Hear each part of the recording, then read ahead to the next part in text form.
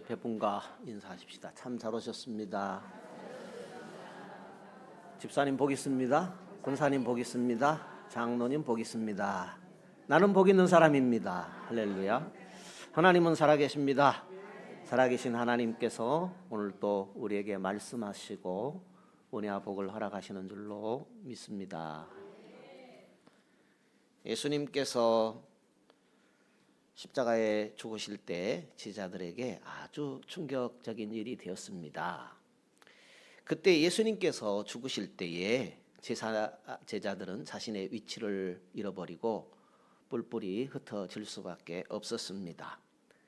제자들 가운데는 이전에 하던 일터로 돌아간 자들도 있었고, 또 예수님의 제자였던 사실을 숨기기 위하여서 사람들을 피하여 몰래 숨어버리기도 했던 것입니다. 우리 본문은 이런 여러 제자들 가운데서 집으로 향해 가던 제자 둘을 소개하고 있습니다. 집이라고 할 때에 고향을 의미하기도 하고 이전의 삶의 터전을 의미하기도 한 말씀이 되겠습니다. 집이라 할 때에 누구나 갈 수 있는 곳이 아니겠습니까? 내 집에 내가 가지 다른 사람이 가겠습니까? 그런데 성경에 제자들이 집으로 돌아갔다라는 것을 초점을 맞추고 있습니다. 왜 제자들이 집으로 돌아간 이야기를 하고 있을까요?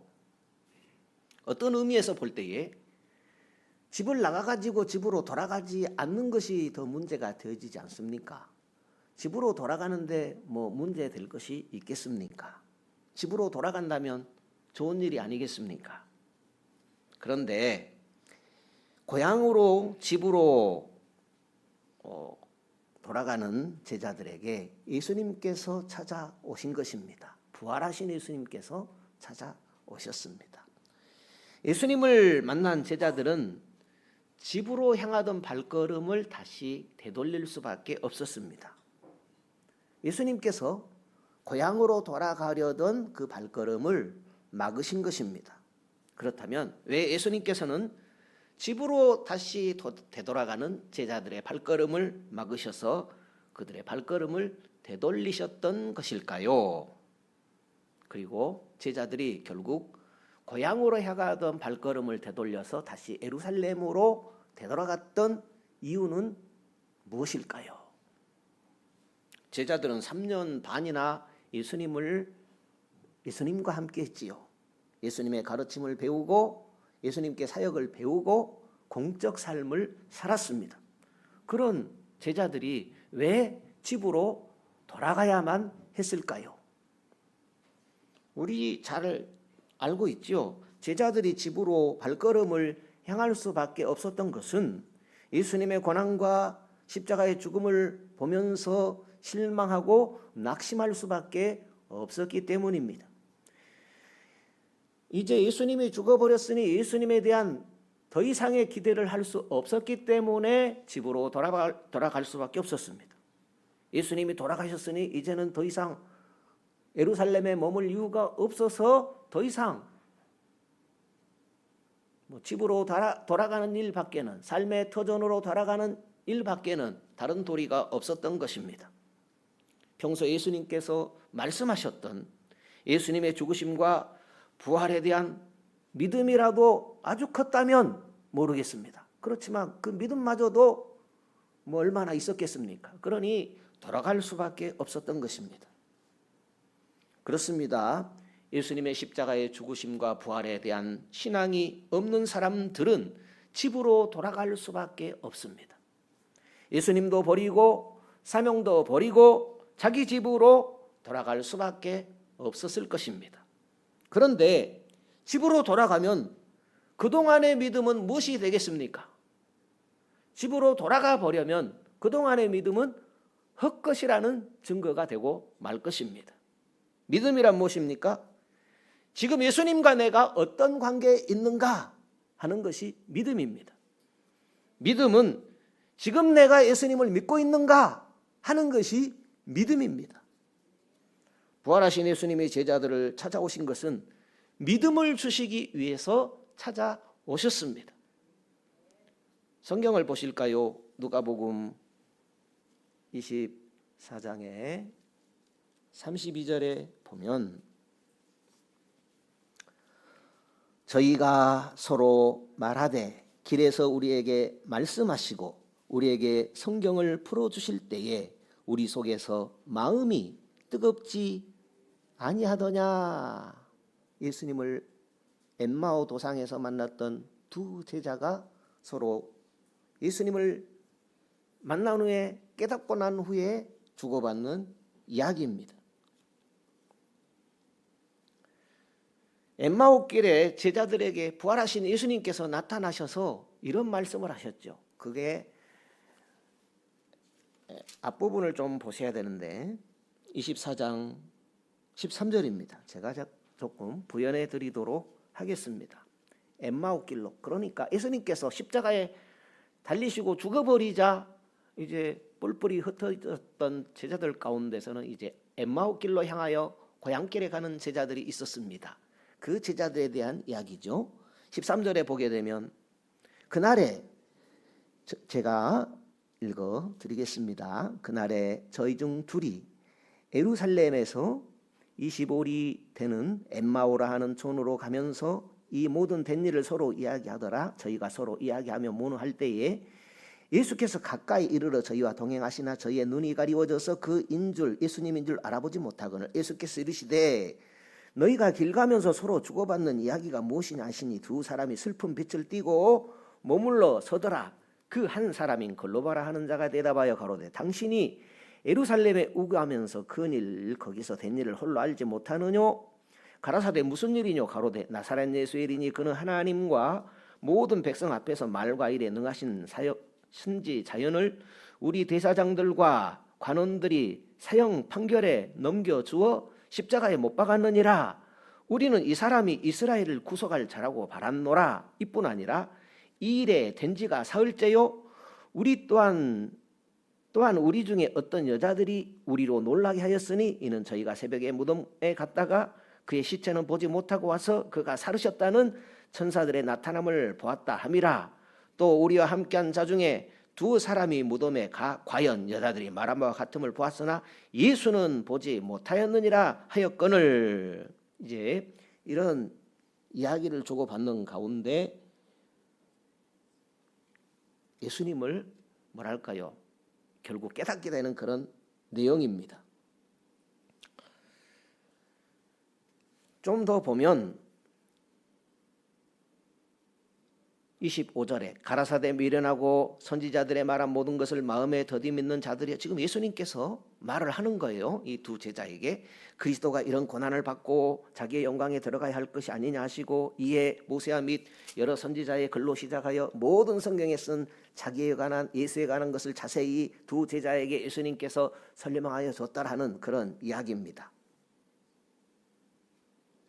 예수님의 고난과 죽으심 앞에 낭망하고 엠마오로 향하던 두 제자에게 나타나신 예수님께서 무슨 말씀을 한 거예요?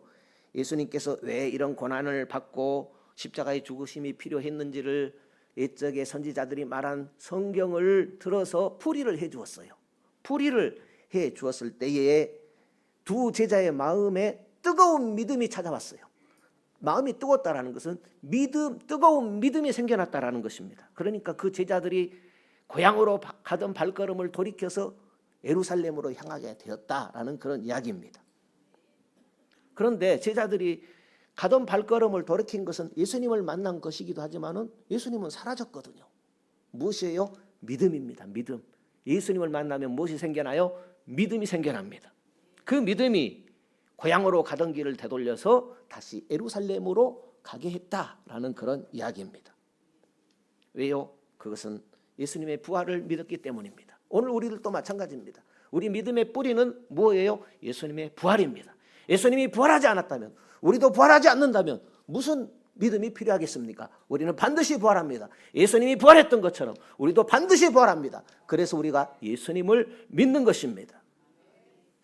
30절에 보면 이렇게 되어 있죠. 누가복음 24장 30절에 저희와 함께 음식 잡수실 때에 떡을 가지사 축사하시고 떼어 저희에게 주심에 저희 눈이 밝아져 그인 줄 알아보더니 예수는 저희에게 보이지 아니하시는지라 사라져 버렸다라는 것입니다.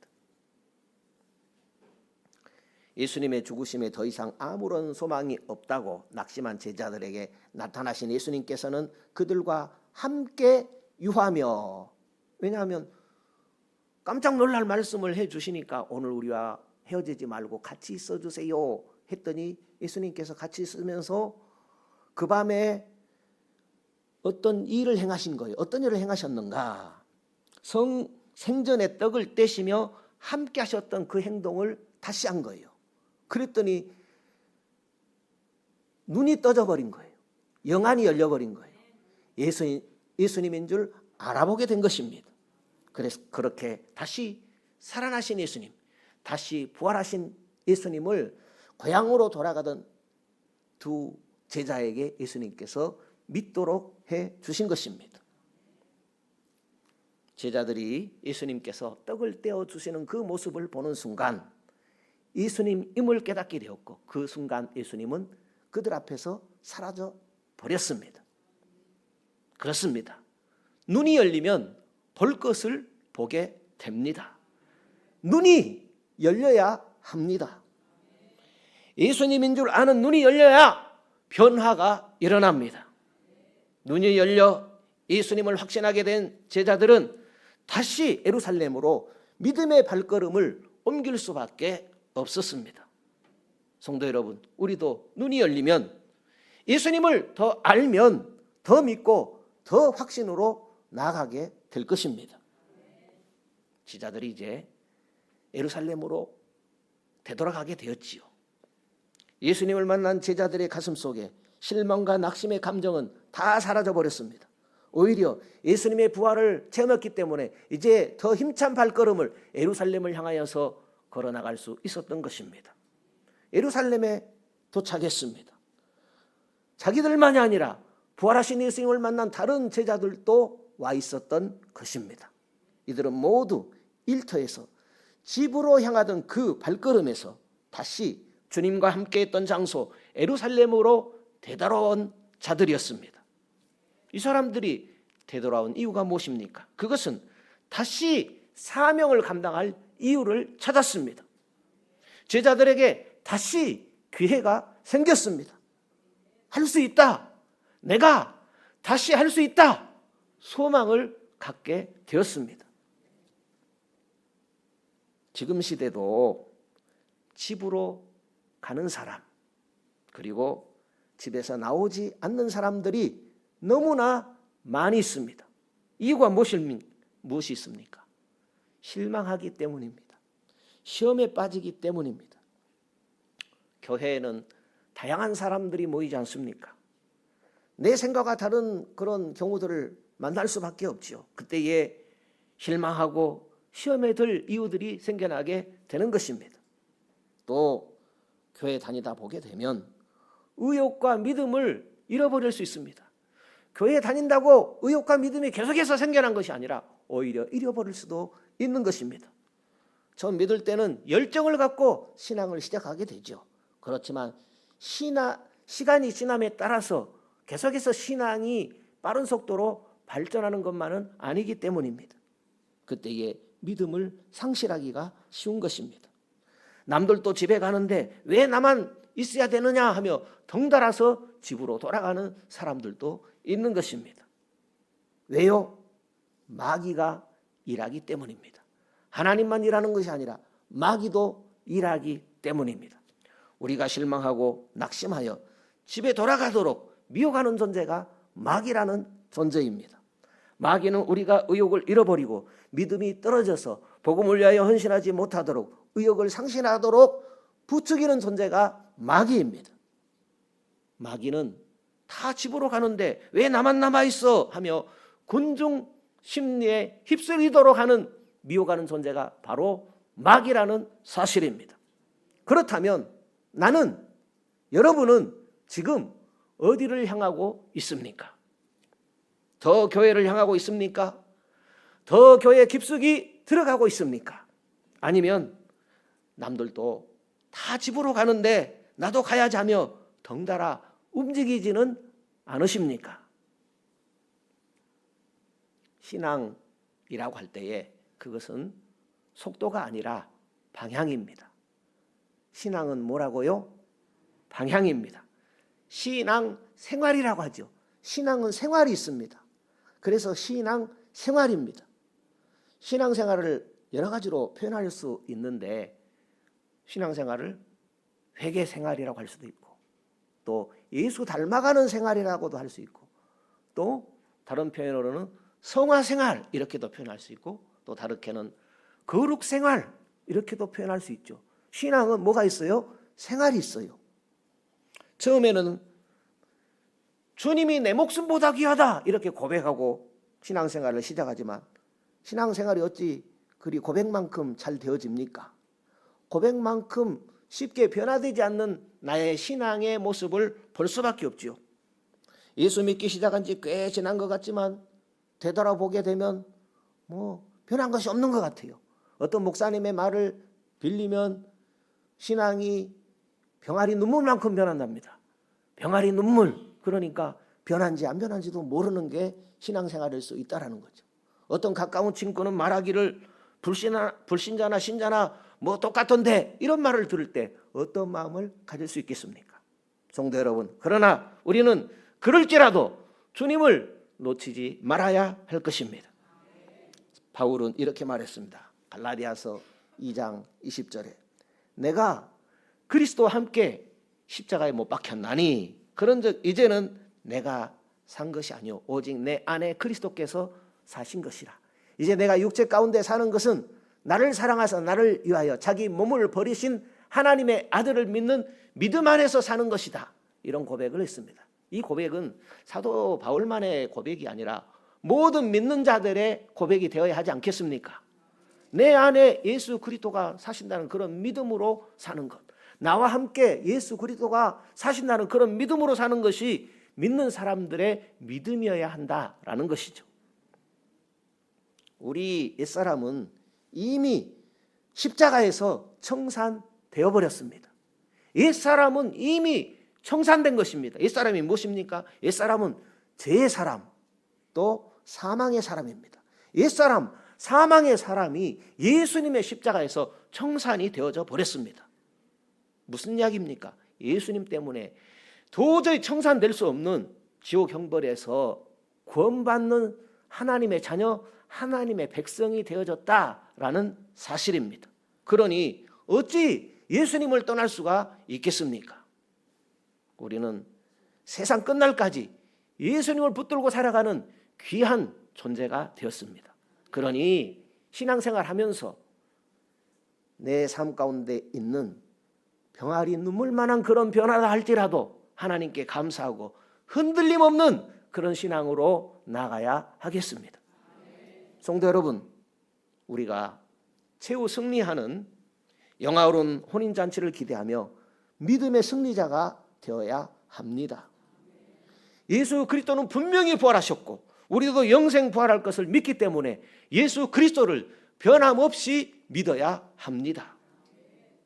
기억할 것은 예수 그리스도께서 나를 먼저 찾아오셨어요. 하나님께서 먼저 우리를 사랑하셨습니다. 그러므로 항상 믿음의 눈을 열고 믿음의 눈을 뜨고 오늘 또 나에게 말씀하시는 예수님을 붙들고 다시 일어서야 합니다. 부활하신 예수님을 만나고 믿음이 오자 제자들은 다시 예루살렘을 향하여 발걸음을 옮길 수밖에 없었습니다. 기대와 소망을 가지고 또 비전과 희망을 다시 품게 하는 예수님께서 바라시는 또 예수님과 함께 활동했던 그 예루살렘을 향하여서 다시 발걸음을 옮길 수밖에 없었습니다. 예루살렘에서 제자들을 기다리셨던 예수님께서는 오늘 우리들을 교회에서 기다리십니다. 그런데 주님께서는 우리를 교회에서만 기다리는 것이 아니라 언제 어디서나 우리를 기다리시는 예수님이시다라는 사실을 잊지 말아야 할 것입니다. 왜요? 십자가의 죽으심과 부활에 대한 믿음을 갖도록 오늘 또 주님은 말씀을 통하여 우리를 믿도록 해 주십니다. 예수님은 우리의 믿음을 회복시켜 주시는 분이십니다. 예수님을 가까이 함으로 믿음을 자꾸 일으켜야 됩니다. 내 안에서 믿음이 자꾸 일어나도록 애를 써야 합니다. 믿음은 우리로 낙심케 하는 그런 자리에서 일어나도록 하는 그런 역사를 일으키는 능력이기 때문입니다. 믿음만이 능력이라 하시네. 그런 찬송도 우리가 부르지 않습니까? 그리고 우리가 주님의 말씀을 아멘으로 받을 때 우리의 가슴이 뜨거워지게 되는 것입니다. 그러므로 우리는 하나님 말씀에 항상 아멘 아멘 함으로 회복의 역사를 경험하는 그런 복된 분들 되시기를 축복합니다. 그리고 기억할 것은 믿음의 사람들은 집으로 가지 않고 사명의 자리로 간다는 사실입니다.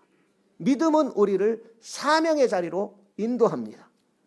사명이라 할 때 여러 가지가 있겠습니다. 성경을 읽는 것도 사명입니다. 기도하는 모습도 사명을 감당하는 그런 모습이 될 것입니다.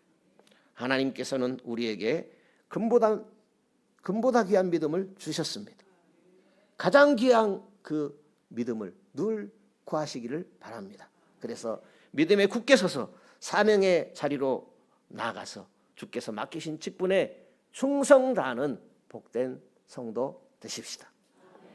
신앙은 속도가 아니고 바른 방향을 향해서 나아가는 것입니다. 신앙은 속도가 아니고 뭐라고요? 바른 방향입니다. 그러므로 주님께 기도할 때에 주님 올바른 방향으로 가게 주십시오. 이렇게 기도함으로 한 주간의 신앙의 삶에서 승리하는 우리 모든 성도 되십시다.